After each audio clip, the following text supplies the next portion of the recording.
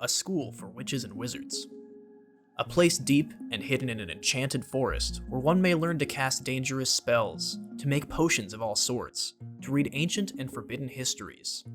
Above all, a place for people just like you. That is, unless your letter never arrived, unless you were born without magic, unless you're an ordinary. Such is the case for Marit. Every summer, Marit's sister Safina would come home to tell her stories about the incredible things she'd done over the last year and the adventures she went on with her friends. This summer, though, Safina hasn't returned, and feeling that something must be wrong, Marit takes it upon herself to find Safina's school, Ikenfell, and figure out what sort of jam her sister has gotten herself into. Ikenfell starts out as a story about finding someone who's lost, but in traditional RPG fashion, things aren't as they initially appear, and soon, it isn't just the fate of Safina on the line, but all of Ikenfell. Marit will team up with a crew of new friends on her adventure, fight battles all around the school that's in distress, and uncover the secrets of the magical realm that have been hidden for far too long. Ikenfell can be a little scattered by the books and the story it presents, but what it truly excels at is a layer beneath that, representing characters and inclusion in ways that aren't just unique, but can be positively perception-altering.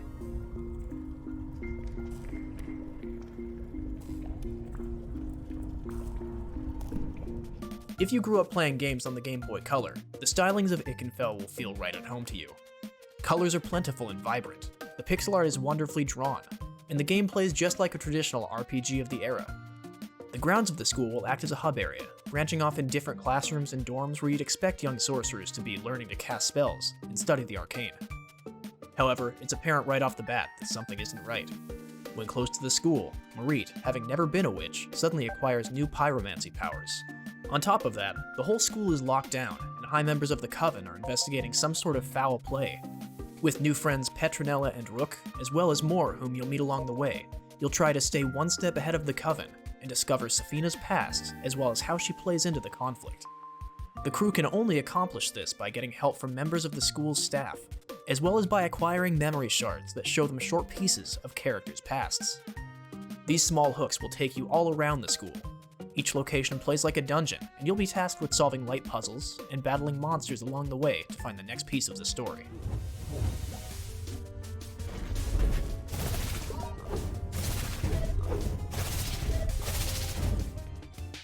Battles are a highlight of Ikenfell. Each takes place on a grid where characters all have a range which they can move, and a variety of spells and attacks they can use to take on monsters. These provide an increasing amount of strategy as time goes on, as different abilities have varied ranges and areas that are covered. This means that positioning your party members is extremely important. While some spells may just affect a single space, others will impact multiple tiles at once. If a character is positioned in the wrong spot, another spell may cause them harm in the area it impacts. And similarly, everyone will need to be put into an advantageous position if you intend on healing everyone at once with certain spells. There's a lot of depth to dive into here, and only adding to that are button prompts that require timed presses to make your character's moves more effective, similar to Super Mario RPG. You'll fight a lot of battles throughout the course of the journey, but because of the flexibility of how you're allowed to take on each one, as well as the drastically different ways each character plays, you'll rarely get tired of encounters throughout the course of the 20 to 25 hour story.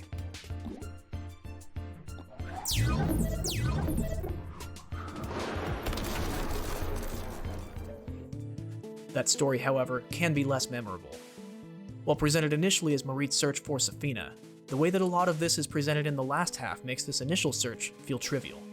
The overarching plot quickly spirals into a cataclysmic scale, and the pieces meant to fit into that conflict just don't have the satisfying click that other stories in similar games do. This may be due to the fact that only a few characters are given personal time to grow with their own story arcs. The characters' stories that do are impactful, showing off subtextual themes about determining self-worth when comparing oneself to others, or self-abuse from high anxiety and stress and learning to forgive yourself. These resound with a remarkable amount of truth, especially given the game's writer has shared that many, if not all of these bits of the story, are derived from personal experiences. However, it's disappointing that not everyone receives this amount of attention to personally influence the story. Most of the game's cast you meet are largely the same at the game's end than when they're introduced. It would have been commendable if there were more sections to focus on each character, to give them all a fair amount of growth and attention. Similar to this, as the game goes on, there are rarely moments where you're required to use specific characters. so it can be easy to slide into a rut of using the same party you're comfortable with for the majority of the game after everyone is introduced. As it stands though, the characters are charming and distinct from one another. Your choice of favorite though will likely come down more to their usefulness in battle than your personal feelings on them as a changing character within the story.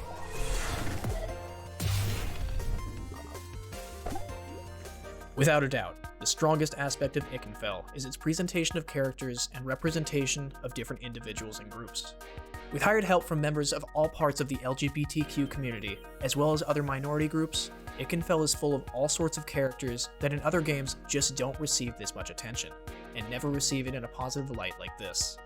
Characters are never presented as minorities, with a spotlight or conflict focusing on how they're different or struggling with these bits of their person. It's not directly mentioned in the game. Characters are just characters, and while that may sound like a slight at first, it's a beautifully unique and underappreciated thing to see such a variety of people from different backgrounds, ethnicities, sexes, genders, and sexual orientations, where the focus of the story isn't about that specifically, and their inclusion isn't about having someone of a minority group presented. There are no straight white male characters in Ikenfell. This gives someone of that description the opportunity to view these characters as who they are, and learn to respectfully recognize them as who they identify. Pronouns are very important, and as the game progressed, I personally found myself catching when I would use the wrong one with characters in battle. It was a learning and growing experience for me. It was a powerful feeling suddenly being the person who is not the one in the majority as a straight white man. Even if the story is on the average side, I imagine that for members of these represented communities, it will be empowering having a fantasy story with characters they may identify with.